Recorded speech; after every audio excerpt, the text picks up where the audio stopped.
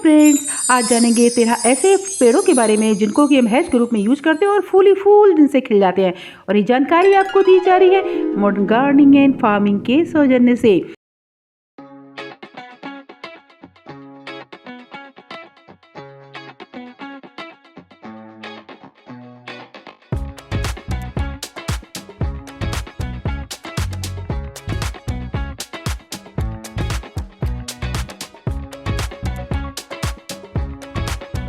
तो वीडियो शुरू करने से पहले सबसे पहले मेरे चैनल को आप सब्सक्राइब कर लें ताकि आपको नोटिफिकेशंस मिलती रहें।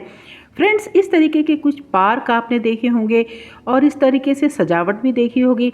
मन में ये ख्याल तो ज़रूर आता है कि आखिर ये पौधे कैसे तैयार हो जाते हैं, कैसे हम चुनाव करें कि हमें कहाँ पे कौन सा पौधा लगाना है। इस पार्क को आप देख सकते हैं, इसमें कई तरीके के पौधे लगे हुए, जैसे कि ये हमारा स्पाइडर प्लांट है जिसकी पत्तियां की सफ़ेद होती हैं, बाहर की तरफ में सफ़ेद होती हैं। और भी इसमें कई तरीके के पौधे लगे हुए हैं। साइड में जो नीचे की तरफ ये पौधा है बड़ा पैराडाइज का, जिसके लाल लाल फूल खिलते हैं।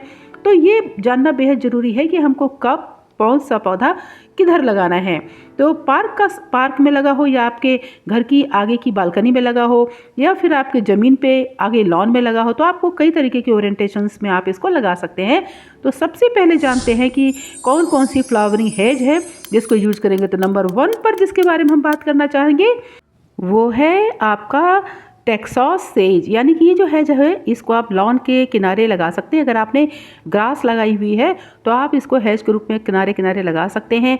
बहुत ही झाड़ीनुमा पौधा होता है, ग्रे कलर की पत्तियां होती हैं, थोड़ा सा ग्रे कलर ली हुई होती हैं।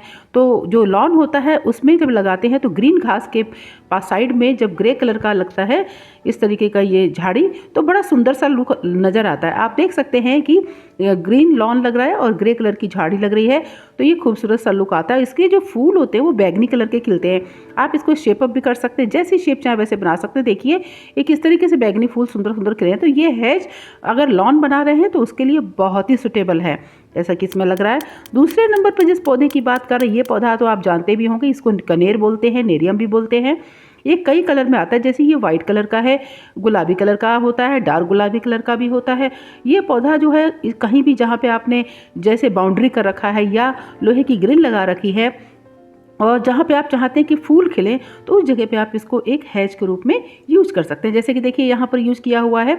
इसकी कटाई छटाई प्रॉपर करनी है, साल में इसकी कम से कम 2 बार कटाई छटाई तो आपको जरूर करनी है।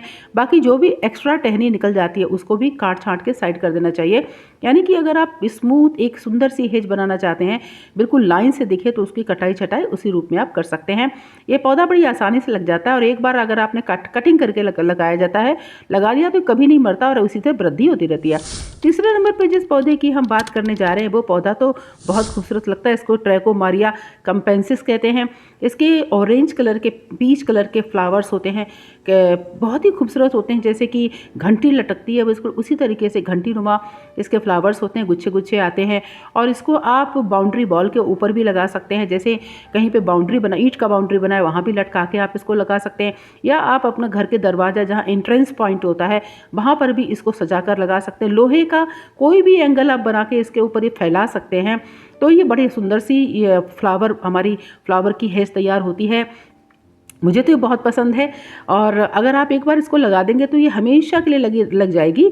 और बस इसमें कटाई छटाई करते रहिए, दोबारा इसको लगाने की ज़रूरत नहीं, टहनी के द्वारा ये लग जाती है। बरसात में इसको आप लगा सकते हैं। तो अब हम जब चौथे नंबर पे जिस हेज के बारे में बात करने जा रहे हैं वो है बोगनवेलिया।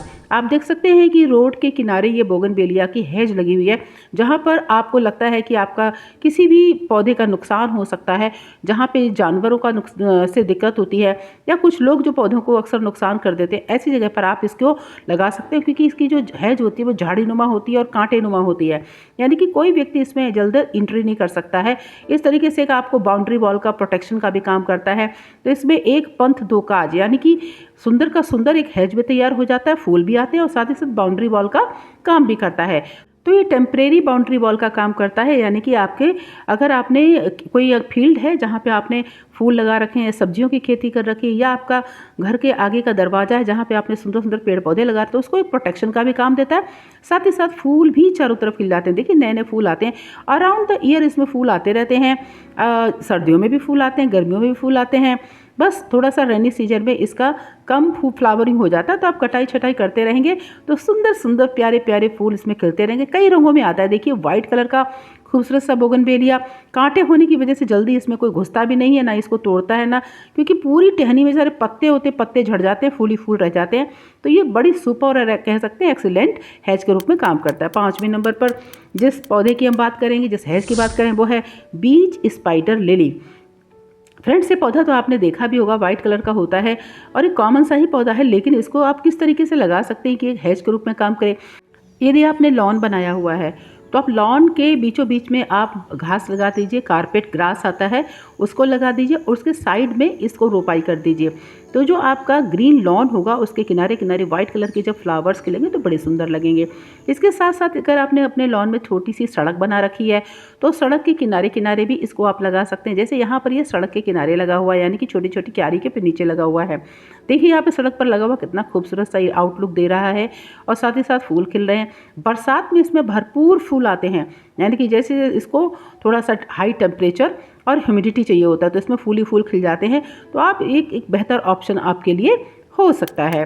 6वें नंबर पर जिसकी बात करने जा रही हैं वो पौधा तो मेरा फेवरेट है, ये है टाइकोमा।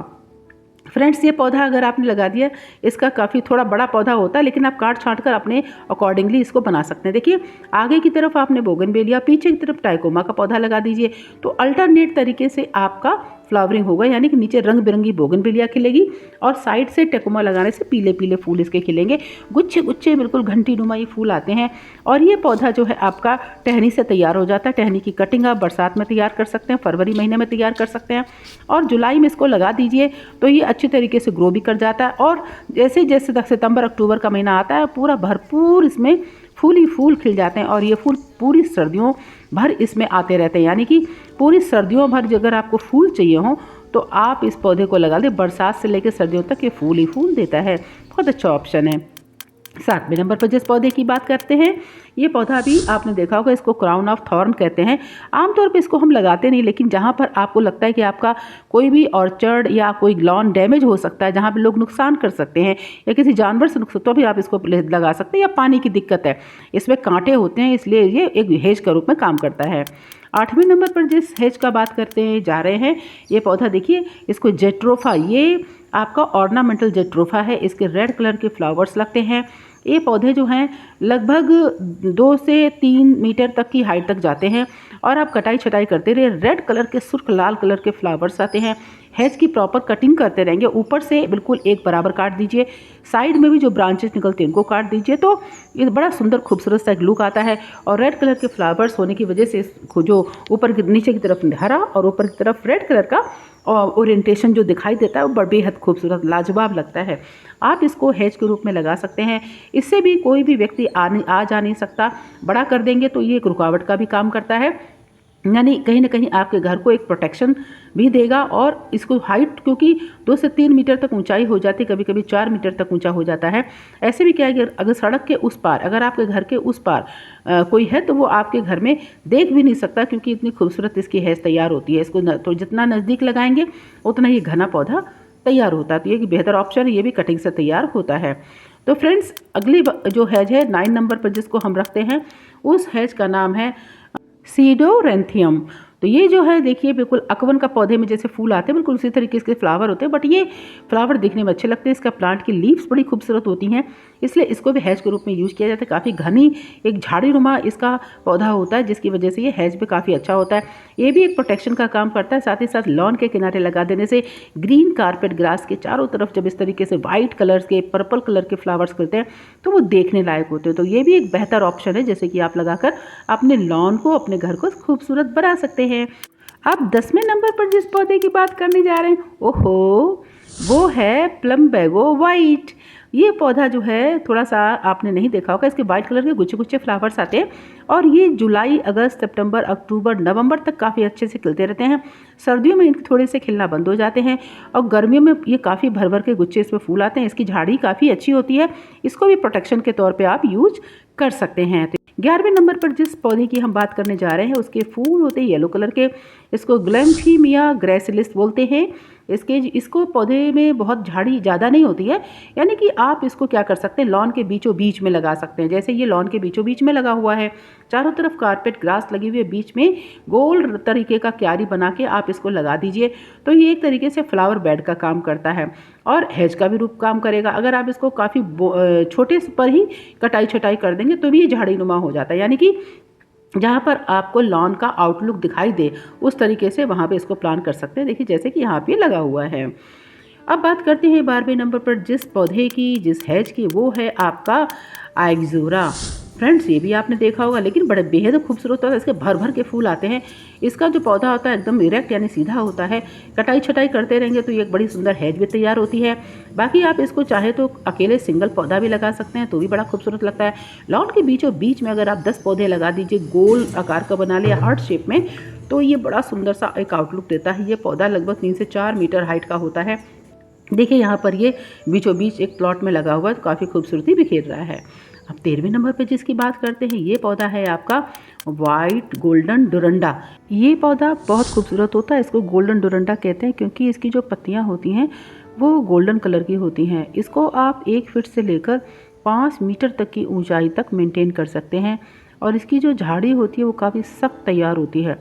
कटिंग के द्वारा ये तैयार किया जाता है।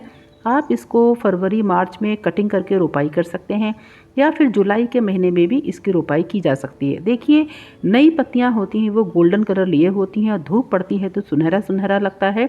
इसी वजह से इसको गोल्डन डोरंडा कहा जाता है। इसके जो फूल होते हैं, अगर इसको फूल खिलने देंगे तो ये बैगनी कलर के, पर्पल कलर के फूल खिलते हैं और ये फूल बड़े खूबसूरत होते हैं। अगर आप इन फूलों को छोड़ देते हैं तो इन्हीं फूलों में जो दाने तैयार हो जाते हैं। जैसे आप इस प्लांट को देखिए, ये प्लांट सिंगल प्लांट है। अगर इसको सिंगल प्लांट को भी रखते हैं तो काफ़ी झाड़ी नुमा ये पेड़ तैयार हो जाता है। झाड़ी इसकी इतनी घनी होती है कि कोई भी आदमी आर पार इसको फांद के नहीं जा सकता। तो एक तरीके से बाउंड्री की तरह प्रोटेक्शन का भी ये काम करता है। ये बड़ा एक प्लांट है जो लगभग 4 साल पुराना है। इसको कटिंग करके इसको मैंने काटा नहीं है। आप देखिए इसमें सीड्स लगे हुए हैं और इसी सीड से ही पौधे तैयार होते हैं। ये थोड़ा टाइम टेकिंग होता है। तो इस तरीके से आप अपने घर के अकॉर्डिंग कोई भी हैज का चुनाव कर सकते हैं, खासकर फूलों वाली हैज का, और अपने घर को बेहतरीन खूबसूरत सुंदर बना सकते हैं। यदि आपको इस फूलों की हैज से संबंधित कोई प्रश्न है तो आप कमेंट बॉक्स में जाकर ज़रूर कमेंट करके मुझे बताइए कि आपकी क्या समस्या है। उसका जवाब मैं आपको अवश्य दूंगी। साथ ही फ्रेंड्स, आप जो भी पौधे मैंने बताए उनको आप अपने घर पे लगाइए और कई तरीके के ओरिएंटेशन से आप लगा सकते हैं, जैसी आपकी इच्छा हो, जैसा आपका घर सजाना चाहते हैं। अधिक जानकारी के लिए बने रहिए मेरे साथ और मेरे साथ जुड़े रहने के लिए आपका बहुत बहुत धन्यवाद। Thank you so much. Bye bye.